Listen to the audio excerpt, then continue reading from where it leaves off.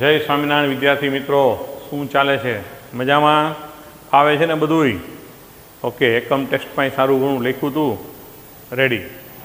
Okay, આપણું જે સ્વાધ્યાયના પ્રશ્નો છે એને જ આપણે આગળ વધારશું. પણ મિત્રો જેમ જેમ જોવો એમ આને સબસ્ક્રાઈબ ને લાઈક તમારા મિત્રોને પણ કહેતા રહેજો ને કરતા રહેજો. હા, યસ, તો ઠીક. આપણે સ્વાધ્યાયના પ્રશ્નો 3.16 સુધી જોયું હતું. હવે 3.17 બરાબર. એ ગણતરી હું અહીંયા બોર્ડ ઉપર નથી કરતો, પણ ખાલી તમને સમજાવું છું. એક એક્ઝામ્પલ આપીશ. તો શું છે એ, મેંગેનીન મિશ્ર ધાતુના બનેલા અવરોધ માટે નીચે મુજબના અવલોકનો પરથી તમે શું તારણ કાઢશો? એટલે જો નીચે અવલોકન પ્રવાહ અને વોલ્ટેજ નહીં પાય, એટલે તમને બોર્ડમાં દેખાય છે 4 ખાના, એમાં આઈ વી અને પાછો આઈ ને વી છે. સમજાયું તમને? એટલે રીડિંગ તમારે ટોટલ આઈવાળા એકમાં 6 અને બાજુમાં પાછા 6, એટલે ટોટલ 12 અવલોકનો છે. બરાબર. એટલે તમે શું તારણ કાઢશો? એટલે તમારે માત્ર એ કરવાનું છે કે અવલોકન ઉપરથી અવરોધ ગોતવાનો 12 માટેનું. એટલે જો સેજ હિન્ટ આપી દે બધાનું 12 ગણતરી કરવાનો, ત્યારે ટાઈમ નહીં બગાડીએ. તો અહીં અવરોધ આર બરાબર, દાખલા કે પહેલા માટે હું લખું તો V/I, તો ખરેખર હું આપ્યું પહેલું અવલોકન 3.94 ભાંગા 0.2, એટલે 3.94 ભાંગા 0.2 ક્લિયર થાય.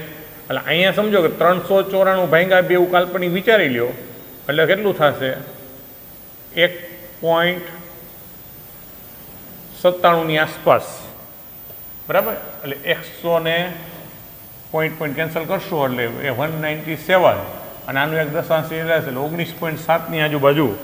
દાખલે આપણે જોઈ લઈએ તો 3.94 ડિવાઇડેડ બાય 0.2 બરાબર 19.7 ઓહમ જેવું એપ્રોક્સિમેટ તમને અહીંયા મળે.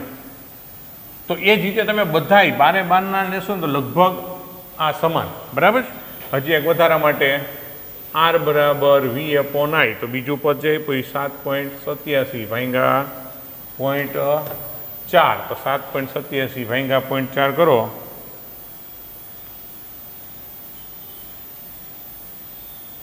એટલે શું મળ્યું? જો કે 19.67, પણ આ 5 કરતાં મોટો, એટલે એક આંકડા ઉમેરી દીધો 19.7.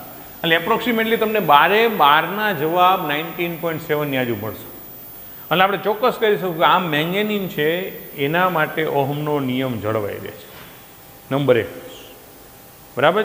એટલે આમ અપ ટુ જશો તો બધા માટે. બરાબર. એટલે આમ છેલ્લે આમ બધી જ પરિસ્થિતિમાં આર એપ્રોક્સિમેટલી 19.7 ઓહમ મળે છે, જે ઓહમના નિયમનું અનુસરણ સૂચવે છે. બીજું કે અવરોધ બદલાતો નથી, માટેની અવરોધકતા બદલાતી નથી, એટલે કે તાપમાનથી સ્વતંત્ર છે. તથા મેંગેનીન એ તાપમાનથી સ્વતંત્ર અવરોધકતા ધરાવે છે તેવું સૂચન થાય. બરાબર. એ તમારા શબ્દોને લખો. તો ઓહમના નિયમને અનુસરે છે અને એની અવરોધકતા તાપમાન સાથે ખાસ બદલાતી નથી, અને એટલા માટે પાવર ટ્રાન્સમિશન લાઇનમાં એમાં મેંગેનીનનો ઉપયોગ થતો હોય. ઓકે, ખાલી સેજ સ્ક્રીનશોટ જસ્ટ લેવો હોય તો લઈ લો, બાકી આ બહુ સિમ્પલ જવાબ ખાલી એટલું જ લખવાનું કે ઓહમના નિયમને અનુસરે. બરાબર. એટલે સમજો 12 ખરેખર આમ મેં દોઢ કરી, એમ તમે 3-4 મેળવીને દોઢ કરી શકો. 12 મેળવવું જરૂર નથી, પણ ચેક કરી લેવું જરૂરી ખરું. પણ અહીં મળે જ છે, એટલે કોઈ ઇસ્યુ થાય નહીં. જો 3.18 બરાબર, એ પણ થિયોરિટિકલ છે. નીચેના પ્રશ્નોનો જવાબ આપો.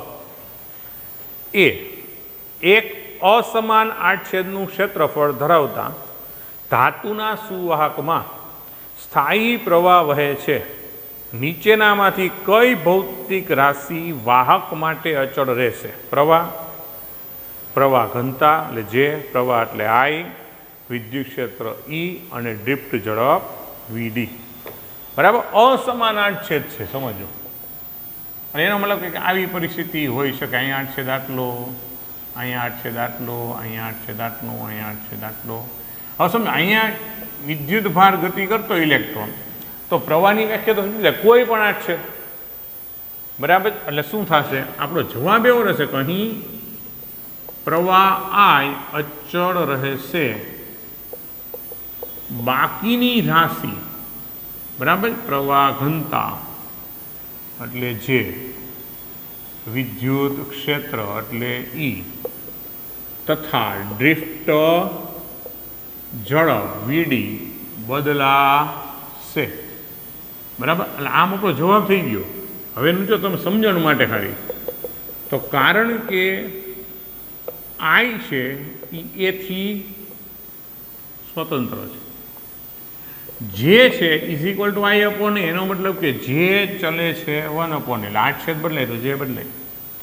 વિદ્યુત ક્ષેત્ર માટે સમજો કે આપણે ટૂંકમાં તમને યાદ હોય તો જે is equal to sigma E કહેતા, બરાબર. તો E બરાબર શું થાય, તો સિગ્મા બજે તો રો થઈ જાય, અને આ તો I અપોન એ છે, એટલે શું લખાય કે I અપોન રો એવું થયું. તો E પણ શું થયું કે વિદ્યુત ક્ષેત્ર એટલે 8 છેદના ક્ષેત્રફળ ના વ્યસ્ત પ્રમાણમાં થઈ ગયું કે ઓટોમેટિકલી ક્લિયર થાય. એટલે જે બદલાય E પણ બદલાય, ડ્રિફ્ટ ઝડપ તો I બરાબર એની એ VD સૂત્ર છે, તો એના ઉપરથી VD બરાબર શું થાય I અપોન એની એ. એનો મતલબ કે VD is also inversely proportional to A, એટલે એ પણ બદલાય. એટલા માટે આ ત્રણેય રાશિ એ ઉપર આધારિત છે, એના વ્યસ્ત પ્રમાણમાં છે. જો સ્પષ્ટ એટલા માટે હું કહું છું, અત્યારે ખાલી આધારિત છે કે બદલે એમ જ પૂછ્યું, પણ તમને એમ કે એક દિશામાં જતા 8 છેદ ક્રમશઃ ઘટે છે, તો નીચેની રાશિમાં કેવા ફેરફાર થશે, શબ્દ સમજો કે કોઈ એક દિશામાં વાહકમાં જતા આડછેદ ક્રમશઃ ઘટે છે, તો નીચેની રાશિમાં કેવા ફેરફાર થાય, તો I અચળ, જે E VD ત્રણેય કેવા થાય, જો ઘટતું જતું હોય તો વ્યસ્ત પ્રમાણમાં જ, એટલે ત્રણેય વધતા જશે. ક્લિયર થાય. એટલા માટે આ સમીકરણની ચર્ચા અહીંયા કરેલી છે. આ ટુ એ. હવે બી, શું ઓહમનો નિયમ બધા જ વાહક ઘટકો માટે સાર્વત્રિક લાગુ પડી શકાય, અને જો ના હોય તો ઓહમના નિયમનું પાલન ન કરતા ઘટકોનું નામ આપો. તો જવાબ ના જ. આપણે ઓહમના નિયમની મર્યાદામાં સ્પષ્ટ જોયું હતું કે ઓહમનો નિયમ બધા વાહકને લાગુ ન પડે, ના. અને કોણ લાગુ ન પડે, તો જંકશન ડાયોડ, અર્ધવાહક રચનાઓ. આપણો જવાબ શું આવશે, ના. દાખલા તરીકે અર્ધવાહક રચનાઓ, બરાબર, જંકશન ડાયોડ, પછી વાલ્વ, નિર્વાત વાલ્વ વગેરે, બરાબર. સિમ્પલ જ છે કે જંકશન ડાયોડ છે, નિર્વાત વાલ્વ છે, ટનલિંગ ડાયોડ છે, ઘણા બધા ઉદાહરણ લાગ્યો, ટ્રાન્ઝિસ્ટર છે. આ કોઈ ઓહમના નિયમને અનુસરતું નથી. નીચા સ્થિતિમાનવાળા ઉદ્ગમમાંથી મોટો પ્રવાહ મેળવવો હોય તો તેનો આંતરિક અવરોધ ખૂબ નાનો હોવો જોઈએ. શા માટે? તો આપણે અહીંયા પ્રવાહનું સૂત્ર જાણીએ છીએ કે E અપોન R, બરાબર. મહત્તમ પ્રવાહ માટે IM કરી નાખો ને, તો IM E અપોન R. તો હવે સ્થિતિમાન નાનું છે, E નાનો છે, તો R મોટો હોવો, એટલે નાનો હોવો જોઈએ. E તો નાનું, તો અમે R નાનો રાખો તો IM મહત્તમ ખેંચી શકાય, બરાબર. તો અહીં પ્રવાહ આંતરિક અવરોધના વ્યસ્ત પ્રમાણમાં છે માટે નીચા સ્થિતિમાન, જો મિત્રો ઘણીવાર એવું હોય કે સ્થિતિમાન બહુ ઊંચું હોય તો પ્રવાહને નિયંત્રિત કરવા માટે અવરોધ મોટો રાખવોય પડે, પ્રવાહને નિયંત્રિત કરવા માટે. અહીંયા સ્થિતિમાન નીચું છે, એટલે નીચા સ્થિતિમાન માટે આંતરિક અવરોધ નીચો અથવા તો ઓછો રાખવો જોઈએ. ક્લિયર? ખૂબ નાનો હોવો જોઈએ. શા માટે? બરાબર, કારણ કે તો જ આપણા સૂત્રો પ્રવાહ વધારે મળે. ત્યાર પછી હાઈ ટેન્શન, ઊંચા વોલ્ટેજ ના સપ્લાયનો આંતરિક અવરોધ ઘણો વધારે રાખવામાં. શા માટે? ત્યાં જ કારણ કે ઊંચા વોલ્ટેજે પ્રવાહ નિયંત્રિત કરવા આંતરિક અવરોધ મોટો રાખવો પડે, કારણ કે નહીંતર કોઈક શોર્ટ સર્કિટ થાય ત્યારે ખૂબ જ પ્રવાહ વધી જાય. એટલે ટૂંકમાં પ્રવાહ નિયંત્રણ કરવા માટે આપણે મોટો અવરોધ મોટો રાખવો પડે. રેડી? જોઈ નાખો, એવું લાગે તો સ્ક્રીનશોટ લઈ લ્યો, બરાબર. બાકી સિમ્પલ છે.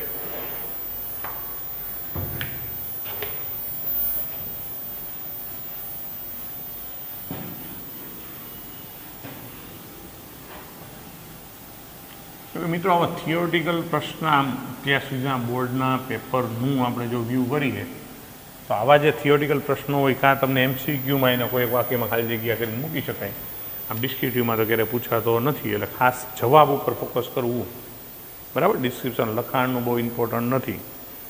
સાચો વિકલ્પ પસંદ કરો, બસ. અહીંયા તમારે 2 વિકલ્પ આપેલા કાઉન્સમાં સાચું રાખવાનું.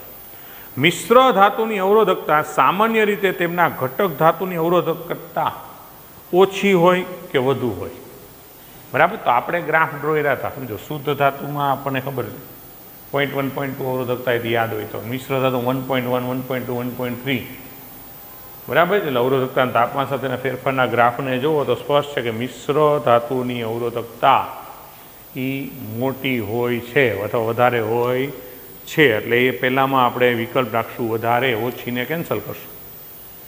સામાન્ય રીતે શુદ્ધ ધાતુઓ કરતાં મિશ્ર ધાતુના અવરોધકતાના તાપમાન ગુણાંક, તો સમજો તાપમાન સાથે એમાં ફેરફાર ઓછો થાય છે. તાપમાન સાથે ફેરફાર ઓછો થાય એટલે અવરોધકતાનો તાપમાન ગુણાંક કેવો હોય? નાનો જ હોય, બરાબર. એટલે કેવો? નાનો હોય છે. મિશ્ર ધાતુ મેંગેનીની અવરોધકતા તાપમાનથી લગભગ સ્વતંત્ર હોય છે, ઓબ્લિક તાપમાન સાથે ખૂબ ઝડપથી વધે. તો થિયોરિટિકલી આપણે હમણાં જોયું, પહેલો જ આ લેક્ચરનો પહેલો દાખલો ગણ્યો મેંગેનીને જ હતું. તો એની અવરોધકતા તાપમાન સાથે કંઈ ફેરફાર થતી હોય નહીં, અવરોધ લગભગ અચળ રહે. અવરોધકતા પણ અચળ જ હોતી હોય છે, એટલે તાપમાનથી સ્વતંત્ર હોય છે. તાપમાન સાથે ખૂબ ઝડપથી વધે છે. માઇનોર ફેરફાર હોય પણ ખૂબ ઝડપથી શબ્દ નીકળી જ જાય, એટલે સાચું વિધાન થાય તાપમાનથી સ્વતંત્ર હોય છે. રેડી? ડી. એક લાક્ષણિક અવાહક, દાખલા તરીકે અંબરની અવરોધકતા ધાતુ કરતાં, તો આ થિયોરિટિકલ પ્રશ્ન હોય. તમે અવરોધકતા અને વાહકતાનો જે આપણે મુદ્દો જોઈશો એ મુદ્દો જોશો એટલે થિયોરિટિકલ તમને સ્ટેટમેન્ટ મળશે 10⁻²², બરાબર. એમાં 10⁻²²ના ક્રમ જેટલી વધારે હોય છે. એટલે થિયોરિટિકલી એક લાઇનને જ ખાલી લેવામાં આવેલી છે, એ તમારે યાદ રાખવી પડે. ઓકે, જો 3.20 મિત્રો, હવે એમાં પહેલો પ્રશ્ન છે દરેક 3.20નો એ, દરેક કેપિટલ R અવરોધના આપેલા N અવરોધોને તમે કેવી રીતે જોડશો કે જેથી તમને મહત્તમ અને લઘુત્તમ અસરકારક અવરોધ મળે? મહત્તમ અને ન્યૂનતમ અવરોધનો ગુણોત્તર. જો મહત્તમ અને ન્યૂનતમ એટલે પ્રશ્ન સમજાય. તમારી સામે R 3.20, જો તમને કેપિટલ R મૂલ્યના N અવરોધો આપેલા છે, બરાબર છે. એટલે R મૂલ્યના N અવરોધ વડે મળતો પેલા મહત્તમ અવરોધ, બરાબર, એને આપણે R મેક્સિમમ કહીએ. તો સમજો મહત્તમ અવરોધ મળે કેવી રીતના, બરાબર. મહત્તમ અવરોધ મેળવવા માટે સમજો શ્રેણીમાં જોડાણ હોય, મતલબ કોઈ પણ અવરોધ તમને આપેલા હોય, મહત્તમ મળે ક્યારેક બધા શ્રેણીમાં હોય, તો ન્યૂનતમ ક્યારે મળે? બધા સમાંતરમાં હોય. તો નંબર 1 યાદ રાખ. હવે એ મૂલ્ય સમાન ચાલે, R વત્તા R વત્તા R. શ્રેણીમાં આપણે બધાને સરવાળો કરો તો R વત્તા R N વખત હોય તો એ મહત્તમ અવરોધ કેટલો મળે આપણને? NR મળે કે નહીં? સમજાય શું કહું? R વત્તા R વત્તા R વત્તા R N વખત, તો શું થયું? NR. અને ન્યૂનતમ અવરોધ એટલે R મિનિમમ. તો R મિનિમમ તો શું થશે? સમાંતરમાં 1/R મિનિમમ, 1/R N વખત, તો N/R. તો 1/R 1/R N વખત N/R, એ તો 1/R મિનિમમ, તો એનું વ્યસ્ત કરવું પડે ને ટૂંકમાં R/N. એટલે હવે સમજો, ખાસ યાદ રાખજો, એક સરખા મૂલ્યના અવરોધ જ્યારે હોય અને શ્રેણીમાં હોય તો એનો સમતુલ્ય અવરોધ કેમ ગોતવાનો? કે સીધું જ એ અવરોધ ગુણાકારમાં એની સંખ્યા, જેટલી સંખ્યા હોય એટલી. અને એક સરખા મૂલ્ય સમાંતરમાં હોય ને અવરોધ ગોતવાની વાત આવે તરત યાદ રાખો કેવી રીતના મળશે? એનું મૂલ્ય ભાંગ્યા એની સંખ્યા. તો આ મહત્તમ ન્યૂનતમ. હવે આપણે જે ગુણોત્તર પૂછ્યો છે એ મહત્તમ ભાંગ્યા ન્યૂનતમનો પૂછ્યો છે. એટલે ન્યા વાક્ય ખાસ વાંચજો, ઘણી વાર બદલી નાખે. તમને પૂછ્યું છે ગુણોત્તર, જો સ્પષ્ટ વાક્ય વાંચો, શું કીધું? મહત્તમ અને ન્યૂનતમ અવરોધનો ગુણોત્તર એટલે મહત્તમ અંશમાં ન્યૂનતમ છેદમાં. તો મહત્તમ છે NR, આ છે R/N, RR કેન્સલ, છેદનો છેદ અંશમાં, તો આપણે N² મળે. ક્લિયર? હવે જો ન્યૂનતમ અને મહત્તમનો ગુણોત્તર કીધું તો 1/N² એ મળે, યાદ રાખજો ખાસ. બી, 1 ઓહ્મ 2 ઓહ્મ 3 અવરોધો આપેલા છે, તો તેમને કેવી રીતે સંયોજિત કરવાથી આપણને સમતુલ્ય અવરોધ 11/3, 11/5, 6, 6/11 આ બધું કીધું જ મિત્રો. હવે પહેલાં તો સમજો કે 3 અવરોધ જ આપેલા હોય, ત્રણેયના મૂલ્ય જુદા જુદા છે, એટલે કુલ જોડાણ કેટલા શક્ય મળે મિત્રો? પહેલી વસ્તુ કે ત્રણેયને શ્રેણીમાં જોડી શકાય. બીજી વસ્તુ કે ત્રણેયને સમાંતરમાં જોડી શકાય. ત્રીજી વસ્તુ કે આ માની લો R1, R2, R3, R1, R2, R3. ત્રીજી વસ્તુ કે R1 અને R2 સમાંતરમાં હોય, એની સાથે R3 આવે. ચોથી શક્યતા હોય R1 સાથે R3 સમાંતર, એની સાથે R2 હોય. પાંચમી શક્યતા હોય R2 એની સાથે R3 અને એની સાથે અહીંયા R1. ક્લિયર થાય? સમજાય મિત્રો? હવે આના સિવાય બીજી શક્યતા 3 અવરોધો માટે એ કોઈ છે નહીં. હવે તમને એમાંથી અહીંયા 4 પૂછી છે, સમજો કે આપણી પાસે 3 અવરોધ છે, એમાંથી આપણને કેટલા પૂછ્યા છે? બરાબર, 1, 2, 3 અને 4, એટલે એક આમાંથી કોઈ નથી. એટલે આવો જ્યારે પ્રશ્ન આવે ત્યારે તમારે તો એ ક્રમમાં જ, તમને જે કીધું છે એ ક્રમમાં જ તમારે એને પહેલાંનો જવાબ ક્યારે 11/3 ક્યારે મળે. પણ એ સીધું લોજિક વિચારણા કરતાં મારી સલાહ એ છે કે તમારે અહીંયા ત્રણેય નહીં, કારણ કે R1 એટલે શું છે? 1, 2 અને 3. તો ખરેખર આ ત્રણેયને સરળ કરો તો શું થાય? 6. હવે અહીંયા ત્રણેય માટે શું થાય? તો 1/R', તો 1/1, 1/2, 1/6. સમજો તો 6 લસા લ્યો તો શું થાય? 6 + 3 + 1/9, 9 ને કેટલું થયું? અહીંયા 6, અહીંયા 3 દુ 6, અહીંયા 6 1 6, કારણ કે તમને 1, 2 ને 3 છે, સોરી, અહીંયા 3. તો લસા એનો 6 થશે, એટલે અહીંયા શું છે? 6, અહીંયા 3 દુ 6 અને અહીંયા 2, તો 6 ને 5 11/6. પણ મિત્રો યાદ રાખજો કે 1/R', એટલે R' શું થશે? 6/11. રેડી? અહીંયા હું મેળવું તો 1, 2 અને 3.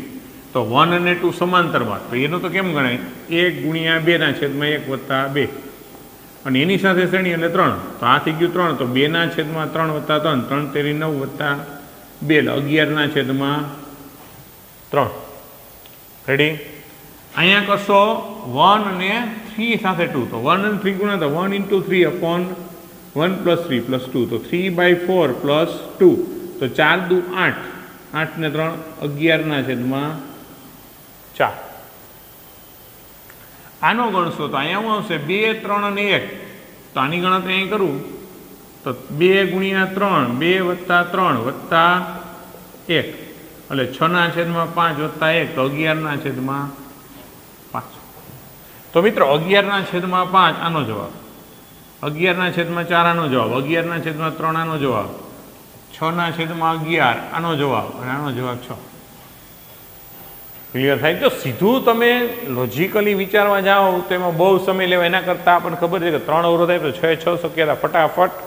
આ તો તમને સમજાવવા મળે આકૃતિને બધું, બાકી તમારે સીધું સૂત્રમાં કિંમત મૂકી લોજિકલી વિચારવાનું. તો હવે આપણો જવાબ છે પહેલો જે આપ્યો છે આપણે 11/3, તો અહીંયા મળ્યો કે નહીં? બરાબર, તો 11/3 માટે હું જવાબ શું લખીશ કે 1, કે 11/3 ઓહમ માટે R1 અને R2, બરાબર, R1 R2 એટલે 1 અને 2, આપણે તો ક્યાં નામ નથી, 1 અને 2 ને સમાંતર તથા 3 ઓહમને તેની સાથે શ્રેણીમાં જોડવો જોઈએ. એટલે આપણે આમ પરિપથ બનાવવો હોય તો આમ બનાવી નાખવાનો. આ 1 એની સાથે આ 2 અને એની સાથે આ 3. એટલે આનો જવાબ મળે તમને 11/3. Sorry, clear? બીજો જે છે એ 11/5. જોજો ક્યાં મળ્યો? છેલ્લો છે. એટલે બીજો જે છે 11/5 માટે બાજુમાં ડ્રો કરી અહીંયા, બરાબર. જો એક બીજો અહીંયા લખી નાખું, પછી આપણે પૂછશું કે 11/5 માટે 2 ઓહમ તથા 3 ઓહમને કેવો સમાંતરમાં અને 1 ઓહમને તેની સાથે શ્રેણીમાં જોડવો જોઈએ. એટલે આપણે શું કરવાનું કે અહીંયા 2 સમાંતર એની સાથે આ શ્રેણી, એટલે અહીંયા 2, અહીંયા 3 ને અહીંયા 1. તો આનો સમતુલ્ય થાય 11/5. ત્રીજો જે છે એ 6, તો 6 આપણને દેખાય 3ની શ્રેણીમાં છે. અને ચોથો જે દેખાય એ 6/11. તો જો 6/11 3ની સમાંતર માટે. ક્લિયર થાય? એટલે ટૂંકમાં 5/5 મેળવો ને. હવે એક જે ઉપયોગ નથી હવે કાંઈ વાંધો નહીં. ઓલું 4ને લોજિકલી વિચારવા કરતાં ફટાફટાની ગણતરી કરી શકાય. ક્લિયર થાય? એટલે હવે જે આપણે મેળવવાનો છે 6, તો 6 માટે તો સરવાળો જ છે બધાનો.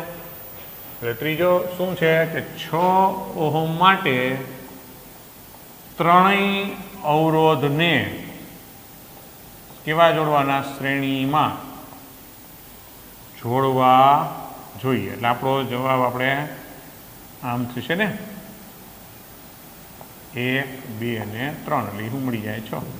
અને ચોથો જે જવાબ છે એ ત્રણેયનો સમાંતર માટેનો, એટલે કેટલો છે? 6/11.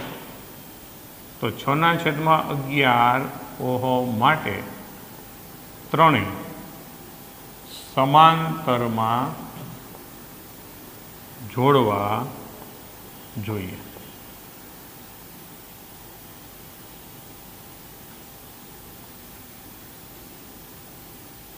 એક, 2 અને 3. તો આનું મળશે 6/11. રેડી? એટલે મિત્રો આવા જ્યારે દાખલા પૂછાય 3 જ અવરોધ માટે, હવે જગ્યાએ 4 હોય તો કેટલી શક્યતા હોય? એટલે એક વસ્તુ સમજો, દાખલા તરીકે અહીંયા 6 જે તમને દેખાય તો તરત દેખાય કે શ્રેણીમાં છે 1+2 6નું મૂલ્ય. બીજું જે નાનામાં નાનું તમારા જે મૂલ્ય છે એમાં સમજો કે તમને સમાંતરનો નિયમ હોય કે નાનામાં નાના કરતાંય નાનું. ક્લિયર? સમજો તો નાનામાં નાનું કેટલું? 1. તો 1 કરતાં નાનો જવાબ હોય એ સમાંતરની શક્યતા સૂચવે છે. તો 1 કરતાં નાનો જવાબ 1 જ છે, 6/11. બાકી અહીંયા જુઓ તમે 11/3, 1 કરતાં મોટો, 11/5 1 કરતાં મોટો. એટલે એ મિશ્ર ના હોઈ શકે. એટલે એના માટે અલગ રીતે વિચારવું પડે. એટલે આવા પ્રકારના દાખલાઓ જેમ જેમ પ્રેક્ટિસ કરો વધારે ઝડપથી વિચારતા શીખી શકો. બાકી એક વસ્તુ નક્કી, તમને આપેલા મૂલ્યમાં જે મોટું લાગે એના માટે શ્રેણીનું પહેલાં લોજિક લાગે, બધાનો સરવાળો મળી જાય. નાનામાં નાનું કરતાં નાનું, એટલે નાનું જો અહીંયા 1 છે એટલે મારે 1 કરતાં નાનું વિચારો, એટલે મને વિકલ્પ તરત બતાવે કે આ સમાંતરનો હોઈ શકે. મળ્યું નાનામાં નાનો જ 2 હોય તો આપણા જવાબ જે 2થી નાનો એ સમાંતરની શક્યતા બતાવે. એટલે જે અવરોધ આપેલા છે એની શક્યતાઓ ચેક કરીને તમારે આગળ જવાબ લખવો જોઈએ. બરાબર? હવે સી, પણ એ પહેલાં એ અને બી જોઈ લો. બોર્ડને આપણે કાઢી નાખીએ. રેડી? જોવાઈ ગયું? જરૂર પડે તો સ્ક્રીનશોટ લેતા રહેજો.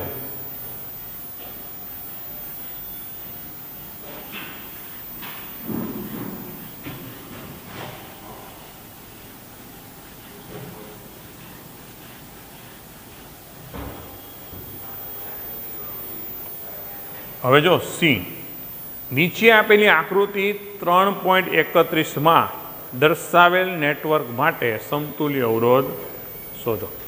એટલે તમને આકૃતિ આપી છે એના માટે સમતુલ્ય અવરોધ શોધો. એટલે 2 આકૃતિ તમને છે મિત્રો. સી 3.20નું જ છે પણ સી આવી છે આકૃતિ. 1 ઓહમ,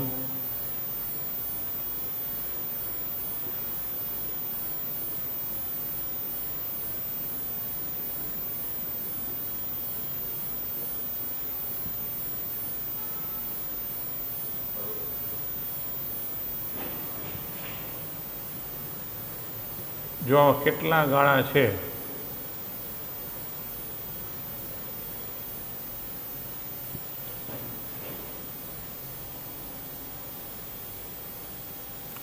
બરાબર, રેડી? 4 ગાળા છે, આ બધા 1-1 ઓહમના, 1 1 1 1 1 અને 1, અને આ જે કંઈ છે એ 2. રેડી? તો આપણે આની વચ્ચેનો સમતુલ્ય, માની લો અત્યારે મને એ બી કહી દઉં તો આની વચ્ચેનું સમતુલ્ય છે બહુ સિમ્પલ. આ 4 ગાળાઓ છે. હવે તો વિચાર કરો, પહેલાં 1 ગાળાનું લોજિક વિચારો કે અહીંયા પ્રથમ ગાળામાં 1 અને 1 કેવા ગણાય? શ્રેણી. અને એનો સમતુલ્ય શું થાય? 1 + 1 એટલે 2. બીજા ગાળામાં આ પ્રથમ ગાળામાં નીચેના ભાગનો સમતુલ્ય 2 + 2 એટલે 4. એટલે આખા ગાળામાં પછી આ 2 અને 4, આનું મૂલ્ય 2 આવ્યું, આનું મૂલ્ય 4, એ પાછા કેવા? સમાંતર. એટલે 1 ગાળાનું સમતુલ્ય શોધી લો, એવા જ 4 ગાળા, ને પછી 4 ગાળા સેવા કહેવાય? શ્રેણીમાં. ક્લિયર થાય? તો અહીં પ્રથમ ગાળામાં ઉપર તરફ 1 ઓહમના 2 અવરોધો શ્રેણીમાં છે, જેનું સમતુલ્ય એને હું R1 કહી દઉં તો 1 + 1 = 2 તથા નીચે તરફ 2 ઓહમના 2 અવરોધો શ્રેણીમાં છે, તેનું સમતુલ્ય R2 તો 2 + 2 = 4. હવે ગાળામાં R1 અને R2 કેવા ગણાય? સમાંતર. પહેલાં આ બેનો શ્રેણીને R1 કહી દીધું, આ બે શ્રેણી R2 નો. હવે બે ગાળામાં એ કેવા ગણાય? સમાંતરમાં છે. માટે ગાળાનો સમતુલ્ય અવરોધ, એને હું R કહું તો બેનો ગુણાકાર છેદમાં બેનો સરવાળો, તો 2 × 4, 2 + 4 એટલે 8/8 તો 1 ઓહમ થયું. એટલે 8/6, 8/6 એટલે કે 4/3 આમ થયું. બરાબર છે? આ 2 અને 4 તો 2 × 4 8 ને 2 + 4 એટલે 6, તો 8/6 એટલે 4/3. આ એક ગાળાનો થયો. તો અહીં આપેલા 4 ગાળા, બરાબર, શ્રેણીમાં થાય, શ્રેણીમાં ગણાય. માટે કુલ અવરોધ આખા પરિપથનો એને આપણે R' કહી દઈએ તો શું લખાય? 4R, R + R + R. એકનો સમતુલ્ય 4/3 છે, તો 4 ગુણ્યા એટલે 16/3, ચોકે 16/3 ઓહમ, એ આપણો જવાબ થાય. એટલે આનો સમતુલ્ય થાય 16/3 ઓહમ. જો મિત્રો ફરીવાર સમજી લેજો, 1-1 શ્રેણી એટલે 2, 2 શ્રેણી એટલે 4, એ બેનું સમાંતર, 1-1 શ્રેણી 2, 2 શ્રેણી 4, એ બે સમાંતર એટલે બેનો ગુણાકાર છેદમાં બેનો સરવાળો, તો 4 × 8, 4 + 2 એટલે 6, 8/6 એટલે 4/3. પણ એવા 4 ગાળા પાછા શ્રેણીમાં, તો શ્રેણીમાં સમાન મૂલ્યો શ્રેણીમાં એટલે સીધો જ અવરોધ ગુણાકારમાં જેટલી સંખ્યા, તો 4 ગુણાકારમાં 4/3 એટલે 16/3. હવે આમાં બીજો છે, આ સીમાં એ પહેલો પરિપથ હતો. બીજો પરિપથ બહુ સિમ્પલ જ છે, જો તમને દેખાય આમ આપ્યું છે.